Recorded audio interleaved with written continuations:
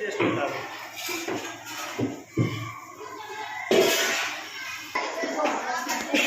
క్లాస్కు ఒక 7 తీసుకొని వాళ్లకు అదనంగా ఇస్తాం.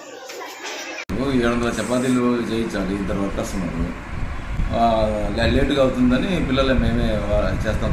నిజమే, అంగాడ 2 వర్కర్సే ఉన్నారు. 700 చపాతీలు చేయించాలి.